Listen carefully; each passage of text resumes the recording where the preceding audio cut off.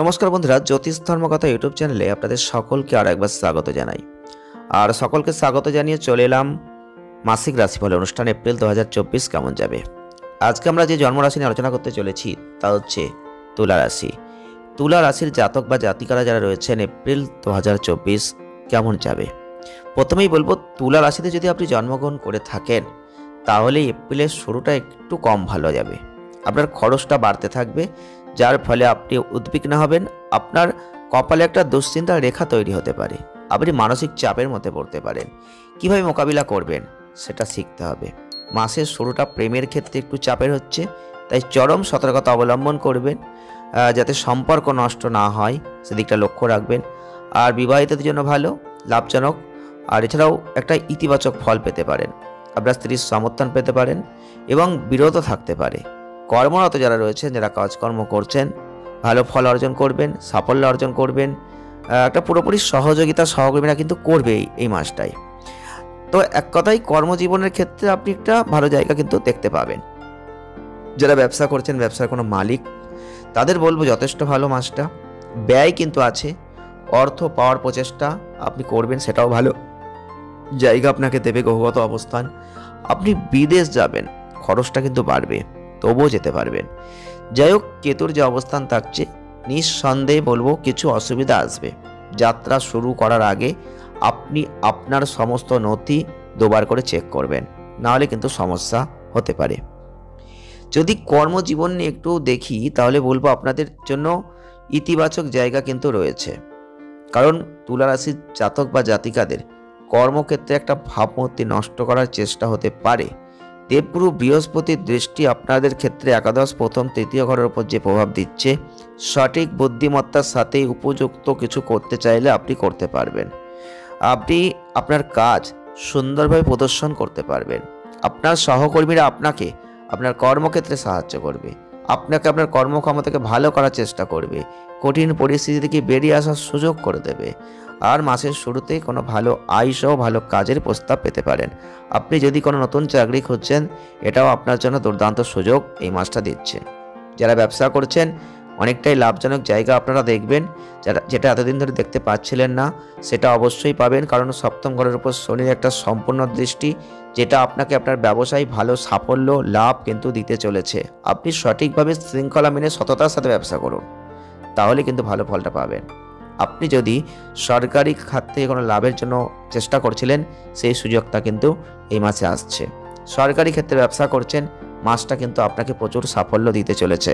কারণ একটা রবির প্রভাব আপনি 13 তারিখের পর পাবেন, যেটা কিন্তু অবশ্যই আপনাকে ভালো জায়গা দিতে চলেছে।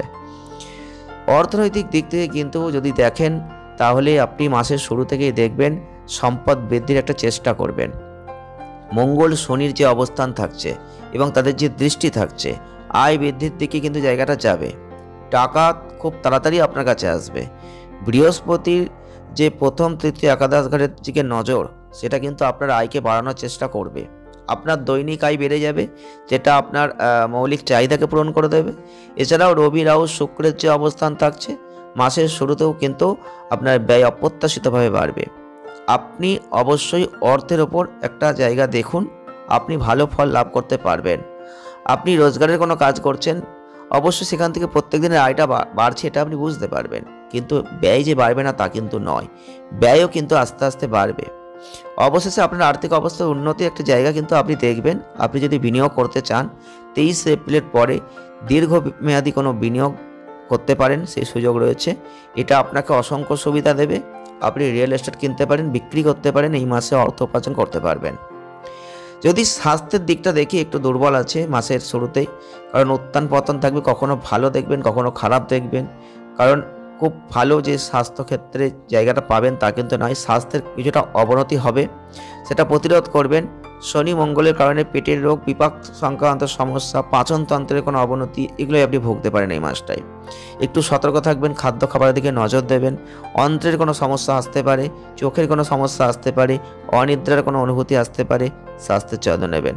বৃহস্পতি আপনাকে সব কিছুর উপরে আপনাকে স্বাস্থ্যকে অগ্রাধিকার দেওয়ার জন্য এমন কিছু কার্যকলাপে নিযুক্ত করবে, যেটা কিন্তু আপনার অবশ্যই ভালো হবে। জ্ঞান দেবে, স্বাস্থ্য সমস্যা থেকে রক্ষাও করবে। শুধুমাত্র আপনি নিজেকে সঠিকভাবে পরিচালনা করুন।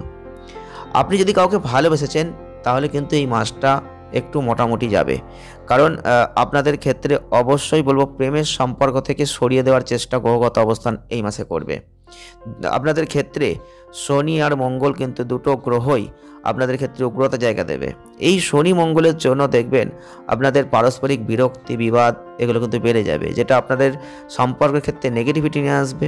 আপনাদের প্রিয়জনের আচরণে সম্পর্ককে একটা ভয়ানক জায়গায় নিয়ে যাবে, একটা ঘর্ষণ সৃষ্টি করে দেবে।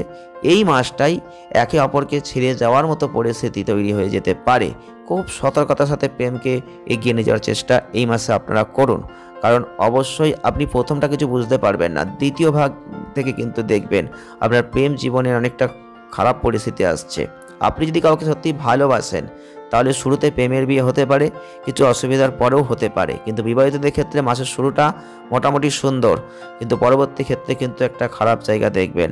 আপনারা দুজনে একে অপরকে বুঝতে গিয়ে সমস্যা আসতে পারে।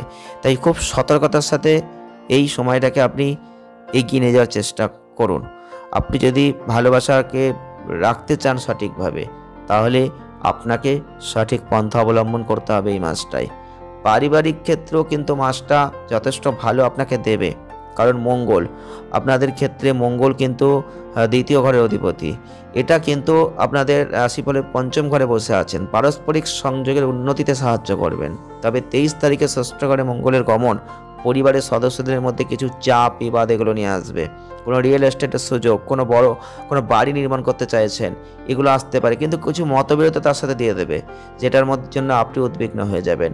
পারিবারিক পরিস্থিতি একটু প্রতিকূলতা বেড়ে যেতে পারে। আপনি যদি সঠিকভাবে বিচার করতে চান তাহলে বলবো বৃহস্পতির সাহায্যে আপনার সম্পর্কগুলোকে পরিচালনা করতে হবে। আর পঞ্চম ঘরে বসে চতুর্থ ঘরের অধিপতি শনি পিতা মাতার সঙ্গে প্রেমকে বাড়িয়ে দেবে। মায়ের অবস্থায় উন্নতি হবে, যদিও মাসের শুরুতে তার স্বাস্থ্য দুর্বল হবে, তবে মাসের দ্বিতীয়ার্ধটা ভালো, তার স্বাস্থ্যের উন্নতি হবে।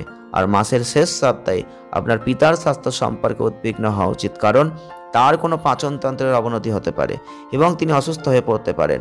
আর যদি এটা ঘটে তাহলে অবিলম্বে বলবো ডাক্তারের সাথে যোগাযোগ করুন, গুরুতর সমস্যা যেন না হয় সেদিকটা খেয়াল রাখুন। প্রতিকার কি করবেন? প্রতিকার মঙ্গলবারের দিন কোনো মন্দিরে যান, একটা লাল ডালিম দান করে আসুন। আপনি ভগবান শিবকে দুধ দিয়ে অভিষেক করুন, অনেক ভালো ফল আপনি লাভ করবেন। যদি আজকের ভিডিওটি ভালো লেগে থাকে লাইক করবেন, শেয়ার করবেন, চ্যানেলটিকে সাবস্ক্রাইব করে আমাদের ছোট্ট পরিবারের সদস্যপদ গ্রহণ করবেন। সকলে ভালো থাকুন, সুস্থ থাকুন, আনন্দে থাকুন। দেখা হচ্ছে নতুন কোনো ভিডিওয়। ধন্যবাদ।